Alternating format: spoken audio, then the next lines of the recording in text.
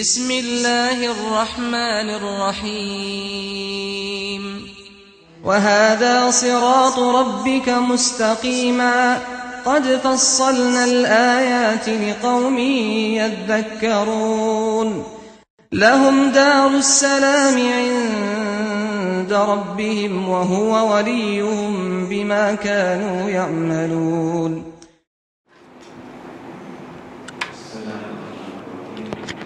Assalamualaikum warahmatullahi wabarakatuh. Alhamdulillah wassalatu wassalamu ala rasulillah Muhammad ibn Abdillah wa ala alihi wa man wala. Amma ba'du. Yang saya muliakan bapak-bapak, ibu-ibu yang mendengarkan pengajian ini, yang di rumah, yang di jalan, dan yang menyaksikan Darussalam TV, yang mudah-mudahan senantiasa diberkahi dan disayangi Allah. Wabil khusus jamaah salat subuh di masjid Darussalam, yang mudah-mudahan salat kita diterima oleh Allah Subhanahu wa taala, ibadah kita diterima oleh Allah, disambung lagi dengan majlis tahlim yang mudah-mudahan majlis yang diridhai oleh Allah Subhanahu wa taala. Mudah-mudahan kita dibukakan pintu ilmu yang bermanfaat, mudah-mudahan diberi sehat walafiat, panjang umur dalam keadaan taat kepada Allah, rezekinya dimakmurkan dan diberkahi oleh Allah, keluarganya diberi kesejahteraan oleh Allah, mudah-mudahan kelak mendapatkan husnul khatimah. Amin amin ya rabbal alamin. Ma'asyiral muslimin dan muslimat, bapak-bapak, ibu-ibu, hadirin dan hadirat, serta pemirsa TV Darussalam yang mudah-mudahan senantiasa dimuliakan oleh Allah Subhanahu wa taala. Mari kita sambung ta'lim kita, yaitu masih di dalam seputar bagaimana etika kita ketika kita di dalam masjid. Ini penting luar biasa karena masjid bukan sembarang tempat.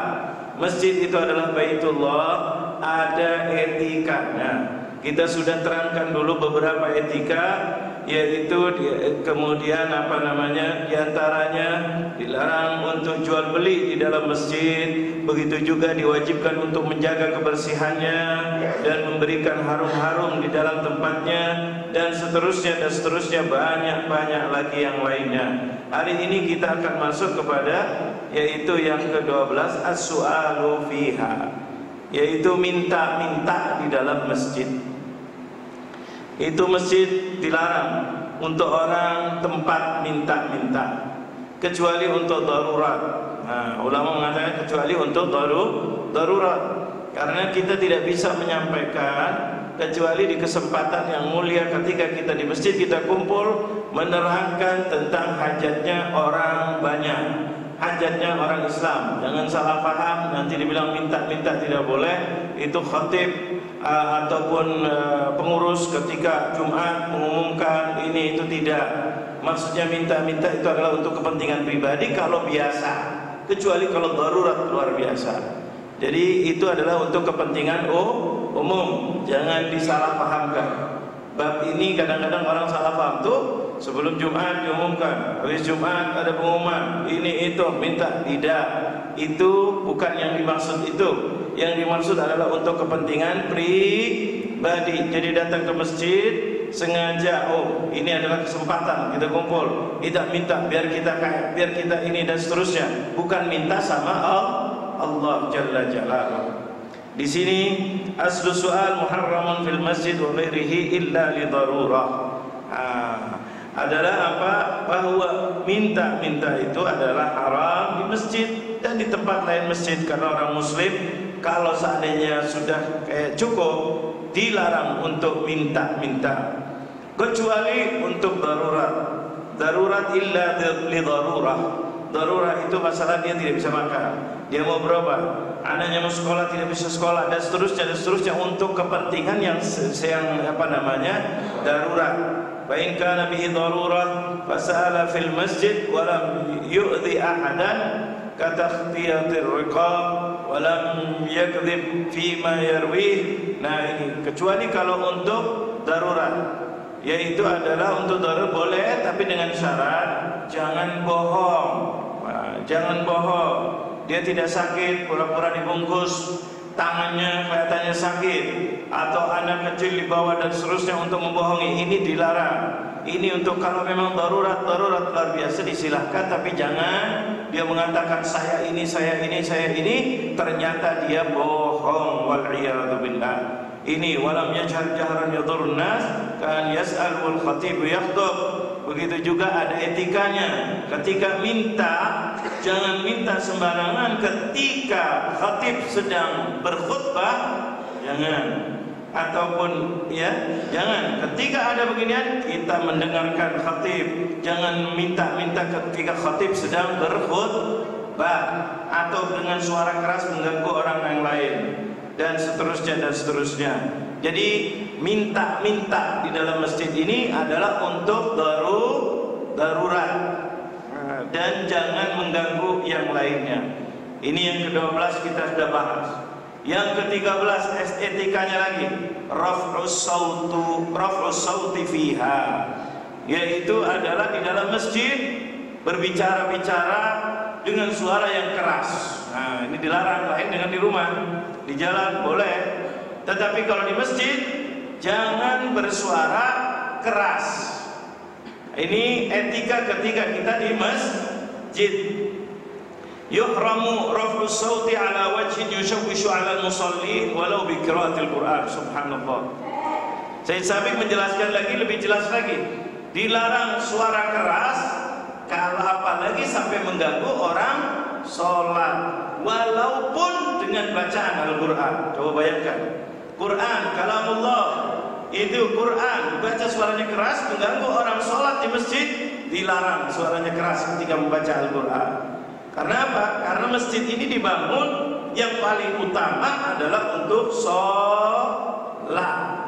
Ini luar biasa, walau bi qiraatil Quran wa yustasna min dzalika, kecuali kata Sayyid Sabiq, kecuali satu, yaitu darsul ilmi, yaitu belajar ilmu. Kecuali karena apa? Semuanya termasuk sholat tidak diterima oleh Allah kecuali sholat yang pakai ilmu. Maka ilmunya lebih mulia daripada sholatnya yang tadi itu. Subhanallah.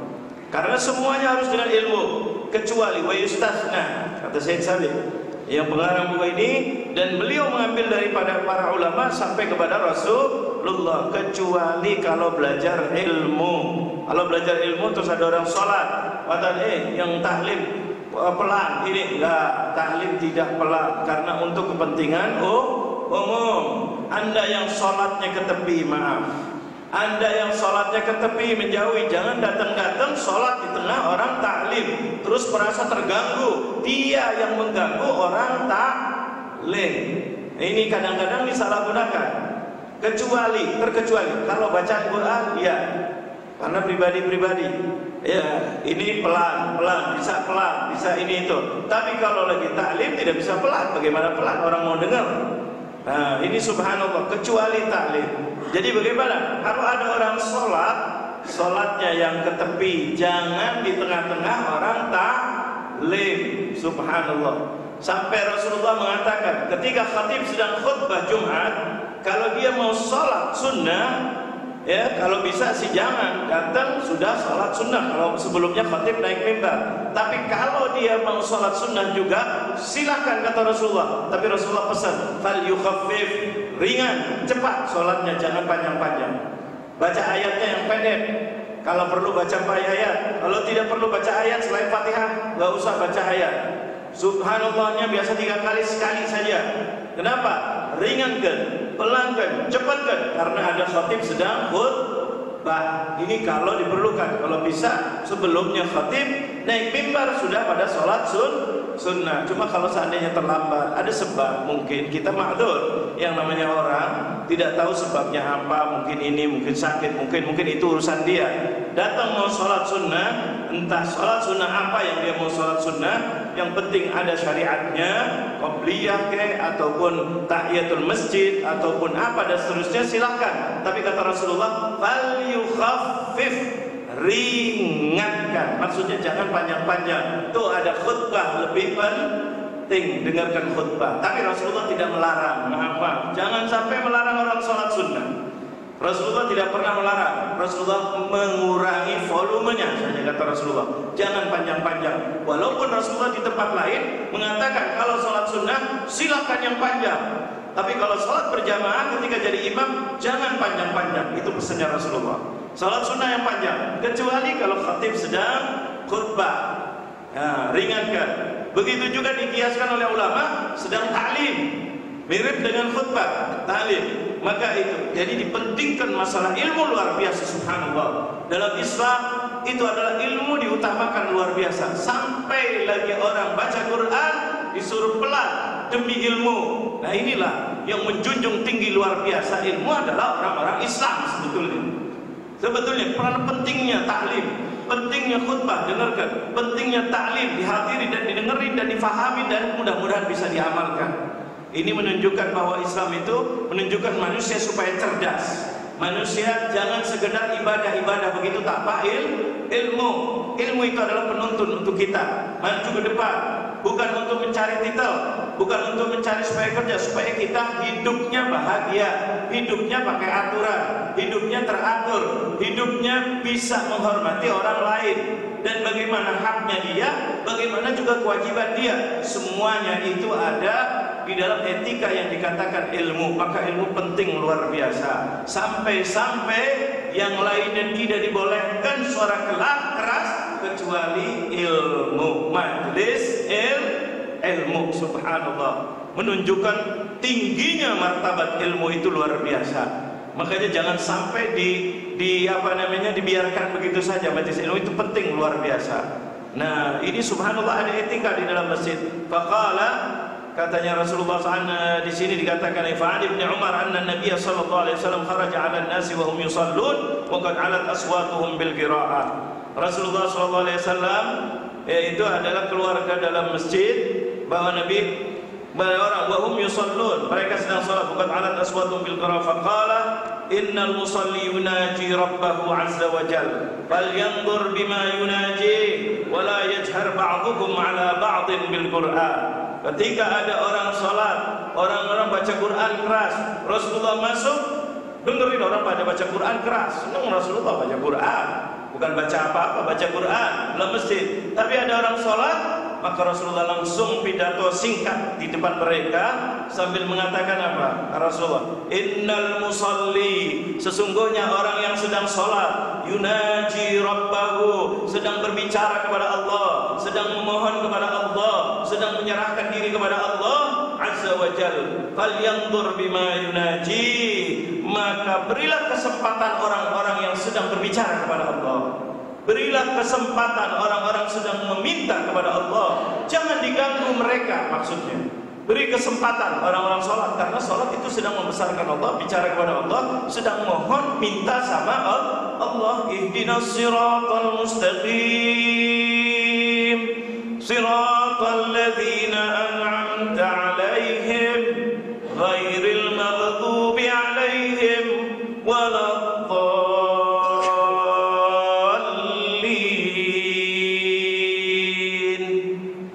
Semuanya dianjurkan untuk baca apa?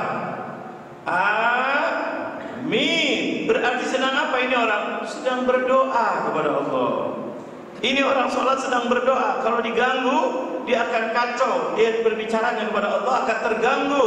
Orang lagi baca Quran sama Rasulullah, beri kesempatan orang itu. Kamu baca pelangin dikit, orang itu sedang minta sama Allah Jalla Jalal. Makanya orang ketika dalam sholat ini jangan diganggu, sama sekali diganggu. Bicara nggak boleh, Quran nggak boleh, lagi sholat. Makanya ulama-ulama mengatakan kalau ada orang itu kadang-kadang ragu-ragu tuh, sholli, yang pakai usolli ini, usolli, akhirnya kayaknya ragu deh, kurang pas, balik lagi, sholli lagi, sampai 3 kali, tepuk katanya. Kenapa? Orang ini lagi diganggu oleh syaitan, karena dia akan mengganggu sebelahnya. Bingung karena ragu-ragu itu. Oke, sekali, 2 kali, mungkin 3 kali, ini berarti lagi diganggu setan. Tepuk, katanya. Tepuk maksudnya diingetin, tapi jangan terus balas dendam. Kepuk, pelan, diingatkan dia lagi diganggu. Karena yang lainnya terganggu, subhanallah. Makanya ketika kita sholat, subhanallah, pelan masing-masing kepada Allah Subhanahu wa taala. Jangan ganggu yang lainnya. Makmum tidak boleh suaranya keras, imam yang diizinkan keras. Yang makmumnya jangan terus bismillah. Kadang-kadang lebih keras daripada imamnya. Enggak boleh. Terus Allahu Akbar, apalagi mendahului imam. Enggak boleh. Harus mengikuti imam. Innama ju'ilal imamu liyutamma bih. Jadikan imam untuk ngikutin. Jangan ganggu yang sebelahnya. Jangan suara keras. Berdoa boleh pelan. Yang penting dengar sendiri. Jangan orang lain ganggu. Maaf, ini kadang-kadang suaranya keras, dia lagi doa, suaranya keras, ganggu yang sebelahnya. Jangan, pelan-pelan. Kecuali imam tadi doa yang bersama, yaitu ketika baca surat Al-Fatihah, aminnya bersama, subhanallah. Makanya dianjurkan untuk amin kita. Kecuali sebagian aliran ada yang mengatakan nggak usah amin. Ini jauh daripada ini, doa kok nggak amin. Dianjurkan dan Rasulullah membaca amin. Ini subhanallah ada sebagian, tapi kita tidak perlu untuk ngikutin itu, kita hormati sebagai pendapat saja. Tetapi untuk ikutin nanti dulu, kita yang benar yang kita ikutin adalah Rasulullah menganjurkan untuk kita mengucapkan amin. Dengerin imam baca pelan, sekedar denger dirinya sendiri, jangan terganggu sebelahnya karena sebelahnya lagi sholat. Ini itu. Begitu juga ketika lagi berdiri, subhanallah, mungkin ada pendapat yang mengatakan harus ditempelkan kaki dengan kaki. Terusan dia sebelahnya nggak mau, jangan dikejar-kejar karena mengganggu. Ini maaf, jangan. Kalau Anda sudah sholat, Anda mau tempel, oke, sebelahnya tidak mau, jangan dikejar, akhirnya mengganggu sholat. Orang sholat ini biar khusyuk kepada Allah Subhanahu wa ta'ala. Anda mungkin berpendapat begitu, urusan Anda, kita hormati pendapat Anda, tapi Anda jangan mengganggu orang yang sebelahnya, karena sholat ini antara hamba dengan Allah Jalla Jalaluhu. Baca Quran aja tidak boleh mengganggu orang yang lagi sholat. Dan ini maaf, saya terangkan begini kadang-kadang terganggu luar biasa. Ini sampai lari, dikejar terus. Ya Allah, ini kita hormati pendapatnya dia, ala ain waras, pendapat kita hormati. Mungkin pendapat Anda kita tidak bisa merubah atau tidak bisa memaksakan, tapi tolong dari segi mengganggu dilarang oleh Rasulullah SAW. Jadi ini supaya perhatian, supaya kita ada toleransi, jangan dipaksakan. Ini orang-orang semua datang mau sholat berjamaah, mau dalam keadaan tenang. Rasulullah sampai membuat khutbah singkat ketika ada orang sholat, orang baca Quran disuruh pelan, subhanallah. Kan di masjid, kan baca Al-Quran, bukan baca lainnya. Iya, Anda baca Quran, Anda bisa pelan. Ini orang lagi sholat, lebih penting. Karena apa? Sholat sedang berbicara kepada Allah Jalla Jalaluhu. Kecuali satu, yaitu majelis ta'lim. Jadi yang sholatnya itu yang minggir. Ya, kecuali kalau sholat rawatib, sholat yang zuhur, asar, imam, itu yang berhak pada waktunya adalah imam dan berjamaah. Setelah itu maksudnya, setelah sholat berjamaah yang resmi, ada majelis taklim, hormat. Ada ini pelan, Anda bukan tidak boleh sholat sunnah, masuk ke masjid, tahiyatul masjid, silahkan sholat sunnah, tetapi pelan volumenya. Kalau yang lainnya bacaan Quran atau ini bacaannya yang kurang, apalagi ngobrol.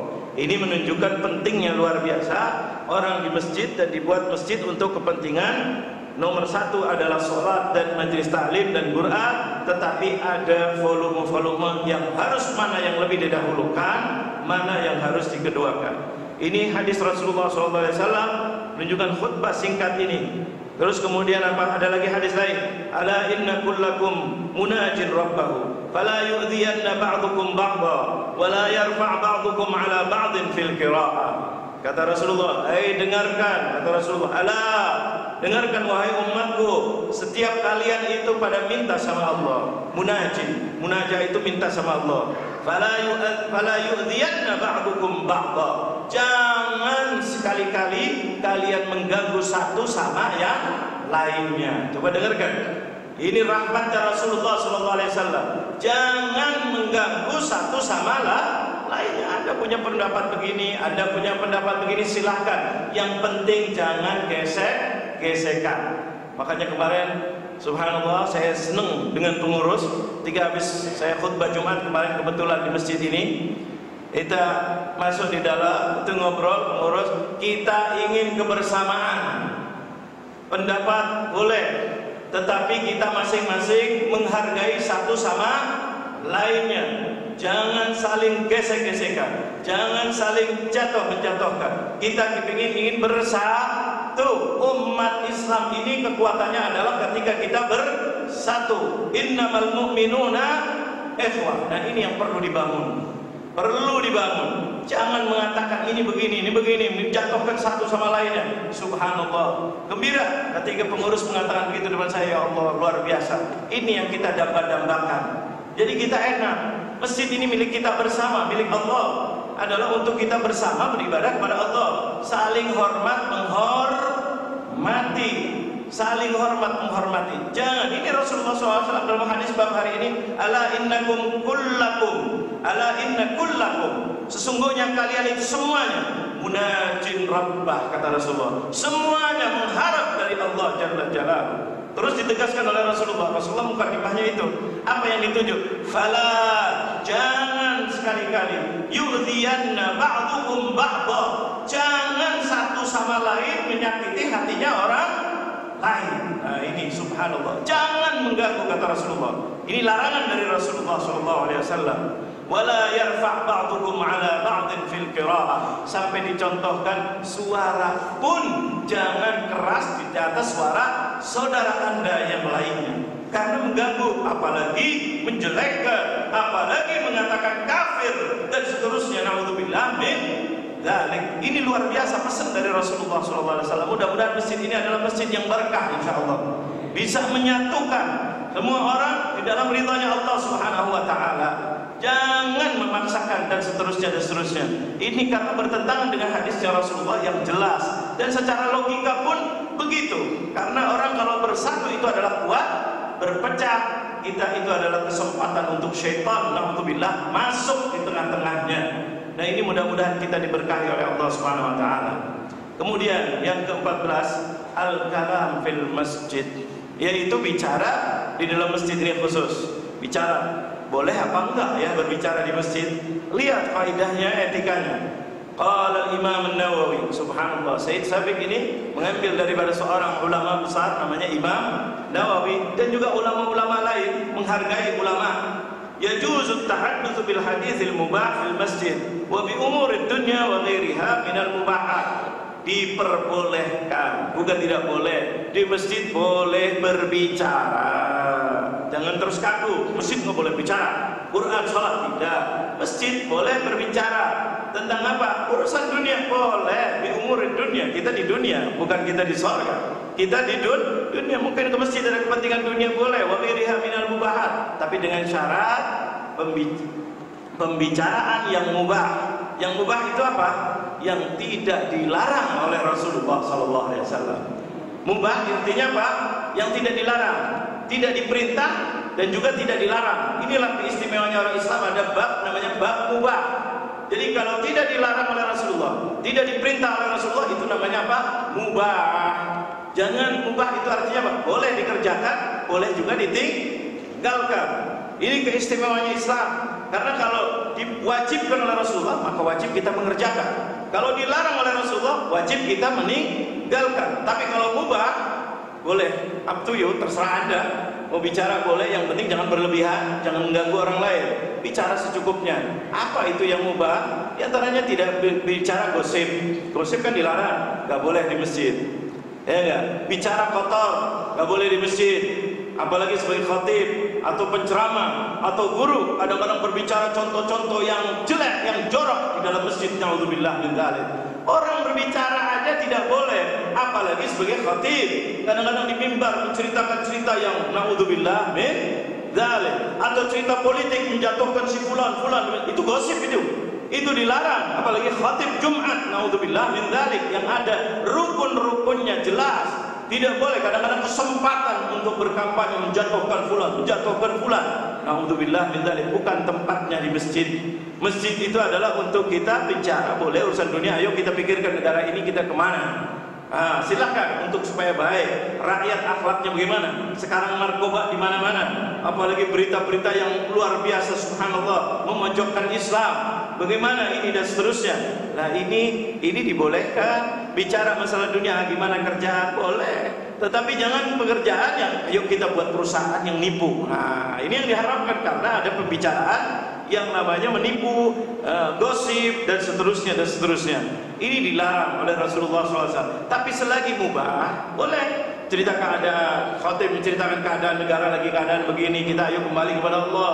Solusinya bagaimana? Kembali kepada Allah, tidak ada jalan lain. Ayo hentikan perbohongan, hentikan maksiat, hentikan ini berlomba-lomba di jalan yang tidak diridhoi oleh Allah. Kita mohon kepada Allah, solusi satu-satunya solusi yang bisa mengeluarkan itu hanya Allah. Nah, itu luar biasa. Tapi kalau sudah menjatuhkan fulan, menyebut dan menjelek-jelekkan karena tidak setuju dengan partainya dan seterusnya, ini dilarang. Karena ini adalah bukan dilarang bicaranya, karena dilarang itu adalah gosip, sudah bagian daripada gosip. Begitu juga hatta bukan khatib. Ini subhanallah, wa in hasala fiha dhahkun, walaupun bicaranya itu ada ketawanya, boleh di masjid ketawa, tapi yang penting jangan berlebihan.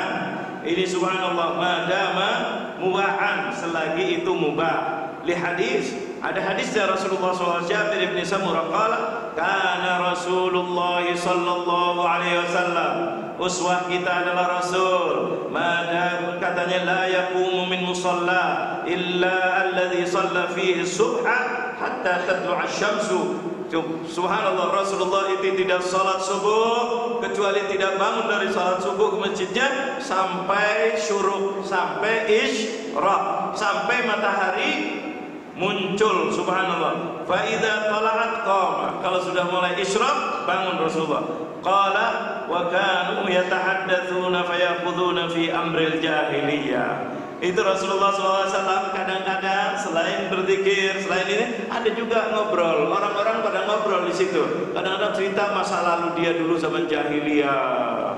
Zaman jahiliyah, seperti contohnya Sayyidina Umar pernah suatu hari Rasulullah duduk, Sayyidina Umar bin Khattab Amirul Mukminin itu pernah satu duduk, tiba-tiba dia ketawa luar biasa. Kenapa ya Umar? 2 kali duduk lagi menangis Sayyidina Umar. Kenapa menangis ya Umar? Ya Allah, dulu zaman jahiliyah aku bodoh luar biasa. Kenapa? Aku pernah menanam anakku yang perempuan. Karena dulu zaman jahiliyah, kalau perempuan dianggap itu tidak ada maknanya, ditanam. Menangis Sayyidina Umar, kok bodoh banget, subhanallah. Terus kemudian duduk pernah lagi ketawa. Ditanya oleh sahabat ini di masjid, ditanya, kenapa ya Umar kau ketawa? Dulu aku bodoh banget. Kenapa? Dulu aku pernah menyembah patung, dulu sebelum Islam, waktu zaman jahiliyah, menyembah patung. Karena nggak ada patung di situ, aku buat dari korma patung-patungan. Dibuat terus aku sembah. Ketika sudah nyembah, kebetulan lapar, nggak ada makanan. Patungnya diapain? Dimakan. Jadi Sayyidina bahlul banget aku dulu ini. Nyembah kemudian dimakan. Tapi dulu dikerjakan. Ini Umar bin Khattab, seorang yang luar biasa. Dalam Islam itu orang besar, itu bukan. Dalam jahiliyah juga orang besar, tapi lebih besar ketika jadi orang Islam. Benar, subhanallah, bodoh banget katanya. Nah itulah mengikuti apa yang ada tanpa dengan ilmu, mengikuti hawa nafsu. Subhanallah, ngobrol pernah, tidak ada masalah. Rasulullah tidak melarang, boleh selagi ngobrol tidak berlebihan. Tidak tadi diantaranya ada gosip atau jelekan salah, apalagi berencana jahat. Naudzubillah min dzalik. Ya, berencana jahat.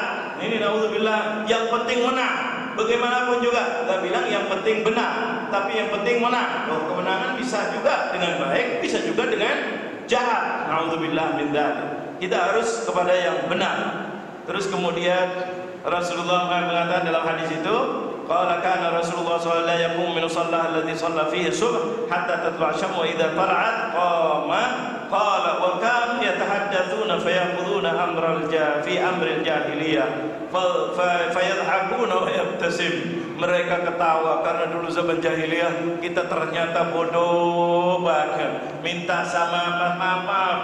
sama patung, yang mana patung itu tidak bisa berbicara, tidak bisa melihat. Minta tolong sama patung, padahal patungnya itu kalau lagi kena panas, dianya kepanasan nggak bisa pindah.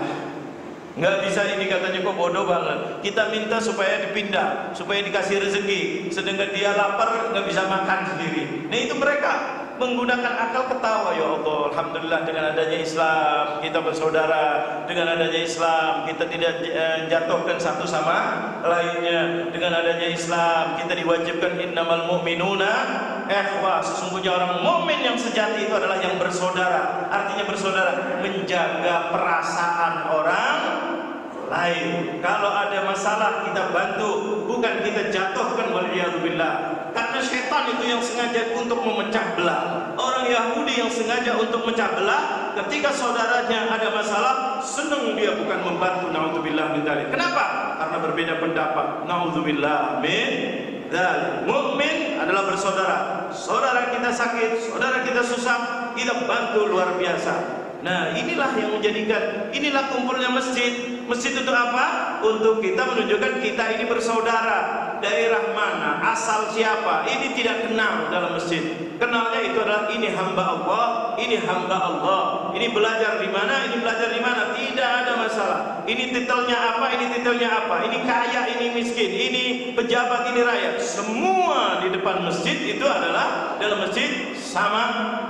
Ya enggak? Semuanya adalah hamba Allah Jalla Jalaluh. Jadilah diminta sama Allah saling harga menghargai. Nah ini subhanallah, menghargai satu sama lain. Makanya kemudian yang mendekati terakhir dalam masalah ini, ibahatul akli wa syurbi wa naumi fiha. Masjid boleh makan di masjid. Orang kadang-kadang ribut, makan di masjid nggak boleh. Kata siapa? Boleh makan di masjid, boleh tiduran di masjid, tapi jangan dijadikan masjid itu restoran. Itu yang tidak boleh. Makan kalau untuk darurat. Sekarang kita lihat contoh subhanallah, Rasulullah dulu berbuka puasa di masjid. Buka puasa, kira-kira makan apa tidak? Makan. Subhanallah, dulu Rasulullah itikaf di masjid. Itikaf cuma hanya itikaf, tidak makan. Makan di masjid, subhanallah. Rasulullah SAW, tapi dijaga kebersihan. Dan masjid bukan restoran. Jadi makan hanya untuk darurat. Karena apa? Dia lagi itikaf. Bukan tujuannya untuk masalah, ayo kita ini itu jalan-jalan. Nanti makannya di mana? Di masjid. Jadi ke masjidnya untuk apa? Maaf, untuk apa? Untuk makan. Masjid dibangun bukan untuk makan, untuk ibadah. Cuma ketika beribadah dia perlu makan, maka dibolehkan makan. Jadi makan bukan tujuan. Maaf. Kita ke tempat wisata masalah. Terus apa? Mau makan di mana? Masjid. Paling enak kan masjid. Lah makan untuk di mana? Di tempat makan. Masjid itu apa? Beribadah. Cuma ketika ke masjid itu adalah sambil, karena kita mau beribadah, karena kita mau ini itu sambil makan, itu dibolehkan. Tapi bukan tujuannya untuk ke masjid, untuk makan di masjid, tidak. Itu yang tidak dibolehkan. Tapi dibolehkan makan di masjid, boleh, selagi bersih, selagi penjaga. Jadi jangan kita terlalu menyusahkan dan juga jangan terlalu longgar. Masjid itu adalah untuk beribadah. Tetapi ketika beribadah kita perlu makan, silahkan. Buka puasa atau ada acara kita ini itu, ayo supaya segar, supaya ini makan, tapi jaga kebersihan. Jangan ini. Sampai sekarang Masjid Madinah, Masjid Mekah, hampir setiap Senin dan Kamis, bukan hanya Ramadan saja. Kalau Ramadan nggak usah tanya, seprah digelar semuanya, subhanallah. Yang Ramadan, yang pada Ramadan itu puasa pada umroh, tahu semuanya itu. Kalau Ramadan seprah sebelumnya, subhanallah, malah berebut orang-orang. Ayo buka di sini, ayo buka di sini, buka di tempatku, buka di tempatku. Ya Allah, manggil makan lagi di masjid. Subhanallah. Kenapa? Pengen sholat berjamaah di masjid, pengen buka juga di masjid. Boleh, yang penting dijaga kebersihan. Bahkan bukan di dalam Ramadan. Kalau Senin dan Kamis, kita lihat sebagian tempat di Madinah, di Masjid Nabawi dan di Mekah itu ada gelaran-gelaran. Ada gelaran-gelaran, malah ditarikin, ayo puasa buka di sini tolong. Subhanallah, luar biasa. Kita bukan nyari makan, tapi orang yang punya makan nyari kita. Subhanallah itu di sana. Ayo makan, dan seterusnya. Makanya di Indonesia pun kalau Ramadan kadang-kadang ada yang namanya takjil, makan, boleh. Kalau mau dikasih makan lebih besar silahkan. Yang penting jaga kebersihan. Jadi masjid untuk makan boleh apa tidak? Boleh, tetapi bukan untuk tujuan makan. Boleh untuk bicara tentang mencari makan, masalah dunia boleh, tapi jangan untuk tujuan. Ayo meeting rapat untuk cari rezeki kita. Di mana? Di masjid. Waduh, masjid buka untuk rezeki. Tapi kalau untuk kepentingan yang lain ibadah, silahkan. Nah, ini masjid. Jadi tidak terlalu kaku, tapi tidak terlalu diumbar-umbar. Begitu juga makan, begitu juga tidur. Boleh tidur di masjid kalau kita niat etika. Atau terlalu ini itu dan seterusnya. Kalau untuk ibadah boleh, tapi jangan dijadikan masjid itu adalah tempat tidur. Ya enggak? Tidak dibolehkan. Makanya sebagian orang dilarang tidur di masjid. Maksudnya apa? Tidur yang menjadi tujuan. Dari rumah sengaja tujuannya untuk tidur. Nah, ini dilarang. Masjid untuk ibadah. Nah, ini yang maksudnya ini. Tetapi kalau seandainya masjid itu untuk etika, dalam etika itu ada tidurnya, ataupun terpaksa banget dia nggak bisa ini itu tertidur, silahkan. Jadi tidak terlalu kaku, tapi tidak terlalu terbuka menjadikan masjid berantakan. Ini dikatakan bahwa dibolehkan ini. Nah, ini hadisnya mana? An Ibnu Umar radhiyallahu anhu qala kunna fi zamani Rasulillah sallallahu alaihi wasallam tanamu fil masjid naqilu fihi wa nahnu syabab. Kata sahabat Nabi, kami zamannya Rasulullah sallallahu alaihi wasallam dulu ke masjid ngobrol ini itu sambil menunggu waktu ini itu kadang-kadang tidur sedikit. Waktu zaman Rasulullah ada, tidak dilarang oleh Rasulullah sallallahu alaihi wasallam. Berarti menunjukkan ini boleh, tetapi bukan dijadikan masjid itu adalah tempat tidur. Hanya sekedar untuk kepentingan kita beribadah. Ini adalah dalil-dalil, bahkan beliau sampai mengambil kata-kata zamannya Rasulullah qala Imam Syafi'i fil idza bata al-masjid dan seterusnya menceritakan bahwa membolehkan orang tidur di masjid, tapi bukan dijadikan masjid itu adalah tempat tidur. Ini yang diajarkan oleh Rasulullah SAW. Mudah-mudahan ini bermanfaat bagi kita semuanya. Dan ada sesi kedua seperti biasa, yaitu sesi tanya jawab atau interaktif. Silahkan kalau ada yang mau bertanya. Silahkan Bapak dulu mungkin. Ibu-ibu kalau ada mau bertanya silahkan. Silahkan, ada mic-nya tolong. Atau sambil menunggu kita bisa. Waalaikumsalam warahmatullahi wabarakatuh.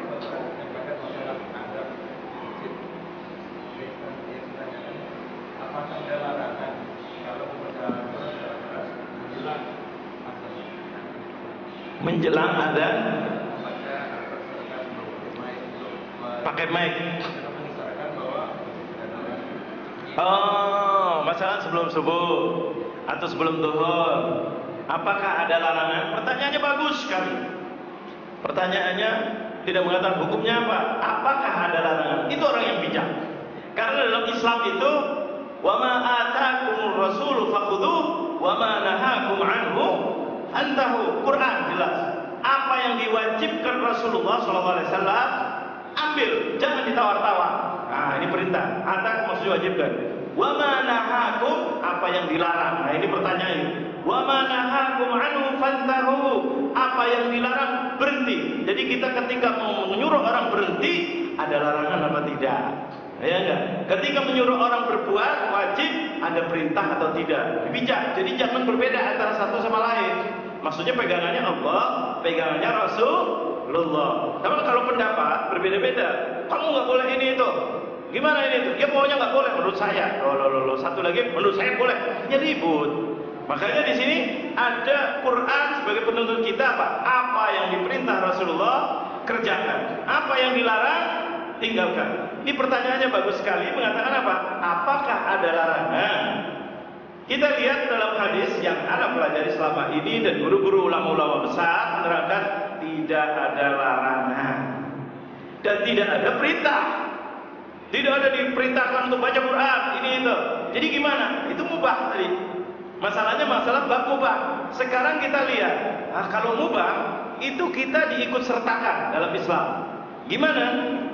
Ada bahayanya atau tidak? Maksudnya menyakitkan orang atau tidak ketika baca itu? Mana untungnya? Mana lebih baiknya dalam Islam?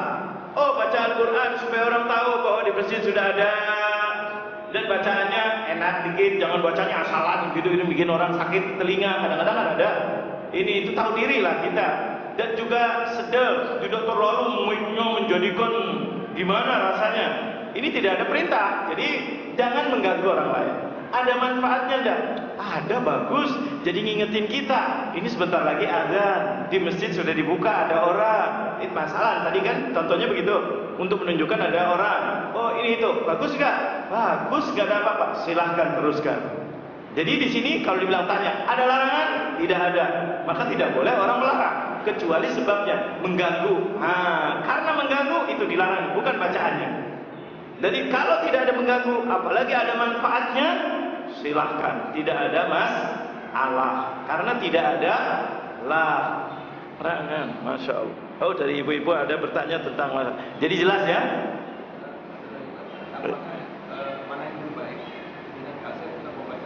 Oh, sekarang bacaannya langsung atau dengan kaset? Itu dua masalah. Kalau untuk yang mendengar mungkin sama aja.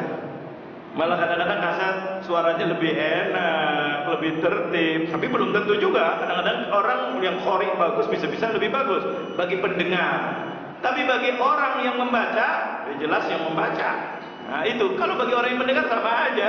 Kasetnya yang penting yang didengar Al-Quran, tidak mau melihat siapa itu. Jadi mau kaset boleh, selagi kasetnya terkontrol. Jangan kasetnya tidak terkontrol. Udah waktunya azan masih terus saja. Kaset kan nggak bisa berhenti kecuali dikontrol. Berhenti jam sekian, jam sekian, jam sekian. Terus bacaannya dan seterusnya ada yang kontrol kalau kaset. Jadi kaset untuk yang mendengar sama aja. Yang mana yang lebih bagus? Itu aja. Tapi kalau untuk qori'nya jelas yang qiraah, yang membaca untuk qori'nya. Tapi untuk umum sama aja. Mana yang lebih bagus, mana yang lebih manfaat. Itu aja. Jelas ya insyaallah. Kemudian di sini ada bertanya dari ibu, apa bedanya salat syukur wudu dengan salat tahiyatul masjid? Nah, bagus ibu. Bertanya, salat syukur wudu itu adalah setiap kita habis wudu. Di masjid atau di luar masjid bedanya. Jadi kita habis wudu di rumah, maka dianjurkan untuk sholat wudu, sunnah wudu. Artinya syukur kita telah berwudu. Pahalanya besar, luar biasa. Ini ada pahalanya khusus ini kalau sholat wudu. Satu lagi tahiyatul masjid. Kalau kita ke masjid, kalau tidak masjid di rumah, ya nggak perlu tahiyatul masjid. Masalah di rumah ada masjidnya katanya. Bukan masjid itu, ruangan. Cuma ditulisin masjid. Mana buktinya? Kalau dijual itu dijual apa wakaf? Kalau ada ruangan ditulisin Masjid Baitur Rahman, masalah. Masjid apa? Ditulisin di rumah. Waktu dijual kira-kira jual nggak kamar itu? Maaf, sekarang kan lagi ngetren. Katanya saya nggak perlu ke masjid. Kenapa? Di rumah saya sudah ada masjid katanya. Masya Allah. Jadi tahiyatul masjid di situ. Oke. Nanti kalau dijual, kalau diwariskan, rumahnya diwariskan apa enggak ini? Kok pada diem nih? Pada punya semua masjid di rumah. Dijual apa tidak kira-kira? Masjid boleh nggak dijual? Berarti itu masjid apa cuma namanya masjid? Nama saja. Berarti tidak boleh tahiyatul masjid. Saya mengatakan ini karena ibuku bertanya, cerdas. Ya enggak? Barangkali di rumahnya ada atau musola atau masjid. Itu hanya sekedar nama, tidak boleh tahiyatul masjid di situ. Tapi sholat tahiyatul wudu atau sunnatul wudu, sunat syukur wudu itu dibolehkan. Pahalanya kalau tahiyatul masjid tidak disebutin oleh Rasulullah. Hanya menghormati masjid untuk mengetahui ini kita di masjid. Nah, sebagai isyarat kita di masjid, etikanya etika masjid. Nah, itu tahiyatul masjid. Pertama kali disunahkan masuk masjid adalah tahiyatul masjid. Makanya Rasulullah nggak berani melarang. Orang lagi sholat sunnah, Rasulullah khutbah, nggak berani melarang. Karena apa? Dia masuk ke masjid lagi menghargai masjid. Tapi Rasulullah menyuruh etikanya kita di masjid. Ringkas. Karena apa? Ada taklim, ada khutbah. Nah itu aja. Ringkasin, jangan panjang-panjang. Nah, makanya luar biasa subhanallah. Itu masjid. Makanya ada kehormatan sendiri. Masuk masjid itu beda. Pertama kali dianjurkan untuk supaya kita merasa ini masjid. Jangan bohong. Jangan bicara politik yang untuk kepentingan golongan. Jangan menjelekkan orang lain. Jangan merasa besar di masjid. Jangan menyalahkan orang-orang lain. Yang lainnya merasa dirinya paling alim. Jangan. Ini di masjid Baitullah. Hormati. Makanya untuk supaya nggak lupa sholat tahiyatul masjid. masjid. Itu etika luar biasa supaya kita lempeng, supaya kita lurus. Tapi kalau sunnah wudu, ibu-ibu yang dimuliakan oleh Allah, dimanapun kita berwudu dianjurkan untuk sholat tahiyat syukur wudu, atau bukan tahiyat, syukur wudu. Itu namanya sunnatul wudu. Itu pahalanya besar. Pernah Rasulullah dalam Isra wal Mi'raj, hari ini hari Isra wal Mi'raj, tanggal 27 Rajab, Rasulullah diisrakan pada malam 27 Rajab. Ini Rasulullah ditunjukkan banyak. Kemarin mungkin dalam khutbah Jumat saya singkat luar biasa, karena khutbah tidak mungkin panjang-panjang, walaupun itu sudah kadang-kadang kelebihan dikit, tapi karena untuk kepentingan. Subhanallah, itu Rasulullah ketika Sidratil Muntaha, sebelumnya Sidratil Muntaha, ketika dari Baitul Maqdis Mi'raj, itu ditunjukkan surga dan ditunjukkan neraka. Linuriyahu min ayatina innahu huwas samiul basir, dalam surat Al-Isra ayat 1. Itu Rasulullah ketika ditunjukkan surga, subhanallah, tiba-tiba terdengar suara orang berjalan. Subhanallah, ibu-ibu, ini masalah sunnah wudu, ini penting luar biasa, mudah-mudahan kita bisa melaksanakannya. Ketika itu ada suara berjalan di dalam surga. Tanya Jibril, ya Jibril, itu suara siapa itu jalannya? Itu umatmu. Hah? Umatmu siapa? Disebut namanya Bilal ibn Rabah. Bilal masih hidup di dunia. Subhanallah, suaranya ada ditontonkan oleh Allah. Dan jalannya Bilal. Masya Allah, Bilal sudah masuk surga. Jalannya itu, sandalnya, subhanallah, kelihatan ini tuh. Setelah pulang Rasulullah dari Isra wal Mi'raj, tanya ke Bilal ibn Rabah, ya Bilal, kerjaan kamu apa yang dibuat? Amalan kamu apa ya Bilal? Sampai engkau itu adalah sudah bisa masuk surga padahal kamu masih di dunia. Ini kebalikannya Abu Lahab. Kalau Abu Lahab masih hidup sudah divonis di neraka. Kalau Bilal sudah divonis masuk surga. Bisa ya, bagi Allah tidak ada yang namanya mustahil. Allah yang menentukan. Rasulullah ditunjukkan ini. Masih di dunia sudah divonis masuk neraka, yaitu Abu Lahab dan istrinya. Kalau Bilal sudah dijamin masuk surga, subhanallah, dan ditunjukkan oleh Allah. Ketika pulang dia tidak tanya malaikat Jibril amalannya apa, karena Bilal masih ada, kata Rasulullah, mau tahu langsung. Kalau yang lainnya tanya Jibril, ya Jibril, ini untuk siapa? Amalannya apa? Ya Jibril, kecuali masalah ini. Masalah ini tidak tanya kepada Jibril, langsung tanya kepada Bilal. Ya Bilal, saya melihat keistimewaan kamu ada ya Bilal di dalam surga. Apa amalanmu ya Bilal? Kata Bilal, saya nggak buat apa-apa kecuali satu yang saya dawamkan terus menerus, gak pernah saya tinggal. Yang saya dengar dari engkau ya Rasulullah, disuruh kita berdawamul wudu, suruh senantiasa berwudu. Setiap habis saya wudu, saya sholat sunnah syukur wudu. Subhanallah. Jadi setiap habis wudu, Bilal itu adalah apa?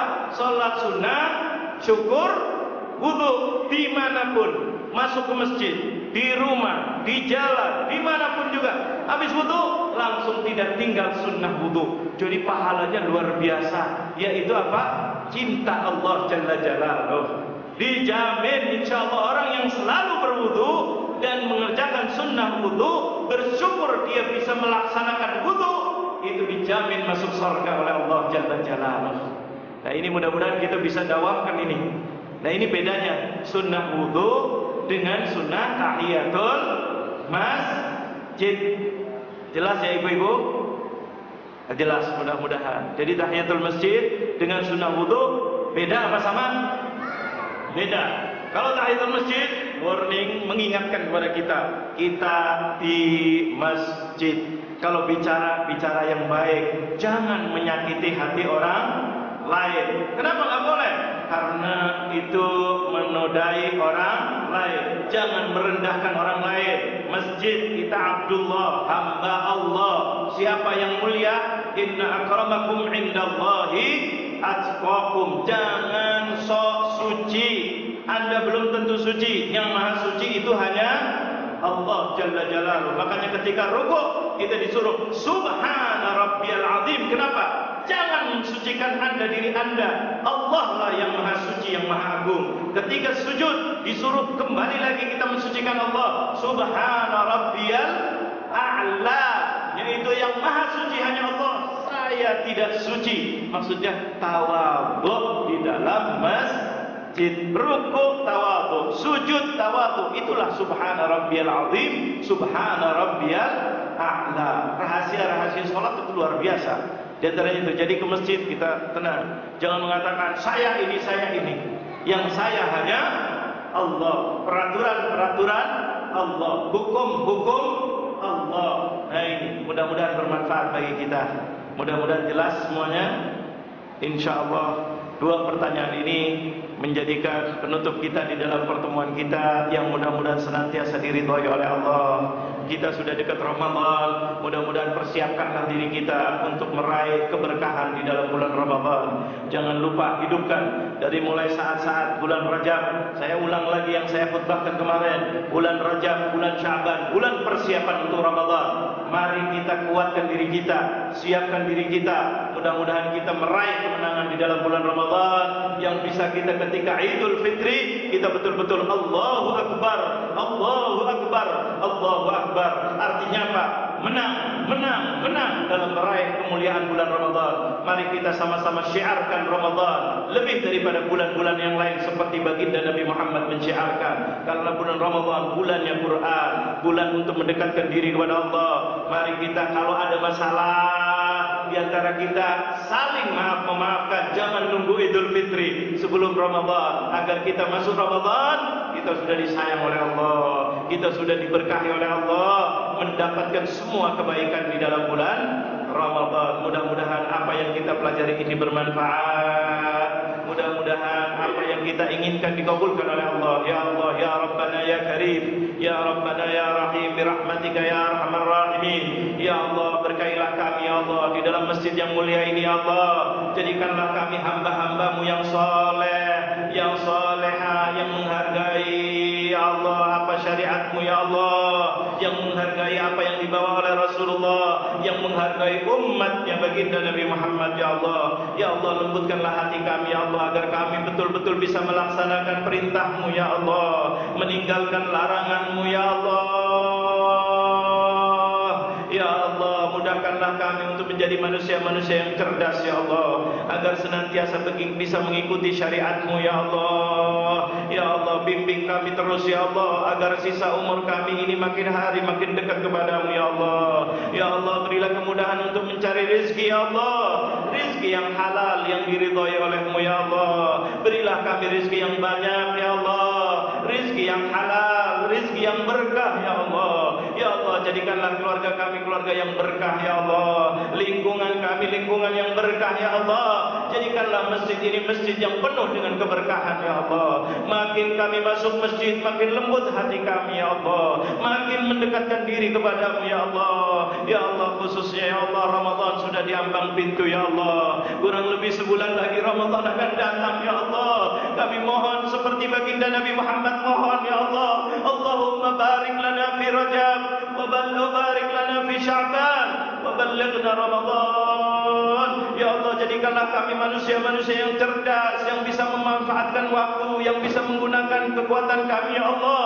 Artinya berkailah kehidupan kami ya Allah, agar kami bisa memfokuskan ya Allah bahwa bulan Ramadan bulan Al-Qur'an, bulan Ramadan bulan qiyam, bulan Ramadan bulan tarawih, bulan Ramadan bulan yang kebaikan ya Allah. Mudah-mudahan kami bisa bersiap-siap di dalam bulan Rajab, bulan Sya'ban, dan mudah-mudahan kami diberikan panjang umur, bisa menikmati kemuliaan bulan Ramadan. Ya Allah, mudah-mudahan bersama keluarga kami yang tercinta ya Allah, mudah-mudahan dilembutkan hatinya kami semuanya sekeluarga ya Allah. Mudah-mudahan kami tidak berbuat jelek lagi kepada istri kami ya Allah. Mudah-mudahan kami tidak kurang ajar lagi kepada suami kami ya Allah. Mudah-mudahan kami tidak menjadi contoh yang jelek untuk anak-anak kami, cucu-cucu kami ya Allah. Ya Allah, mudah-mudahan kami bisa menjadi tauladan untuk anak dan cucu dan keluarga kami ya Allah. Mudah-mudahan kami bisa berbondong-bondong makin hari makin dekat kepadamu ya Allah. Dan mudah-mudahan kalau memang Engkau panggil kami, panggillah dalam keadaan husnul khatimah. Panggillah kami dalam keadaan husnul khatimah. Birahmatika ya Arhamar Rahimin, ya Arhamar Rahimin, ya Arhamar Rahimin. Rabbana waghfir lana wa liwalidina warhamhum kama rabbawna shighara. Ya Allah, jadikanlah ilmu yang kami dapat ini bermanfaat untuk kami ya Allah. Rabbana anfa'na bima 'allamtana, Rabbi 'allimna alladhi yanfa'una, Rabbi faqqihna wa faqqih ahlana wa gharabatin lana fi dinina ma'al budri untha wa dhakar. Rabbana atina fid dunya hasanah wa fil akhirati hasanah wa qina 'adzaban nar. Wa sallallahu ala sayyidina Muhammadin nabiyil ummi wa ala alihi wa sahbihi wa sallam. Wa akhiru da'wana alhamdulillahi rabbil alamin. Amin amin ya rabbal alamin. Mudah-mudahan apa yang kita dengarkan ini bermanfaat. Wassalamualaikum warahmatullahi wabarakatuh.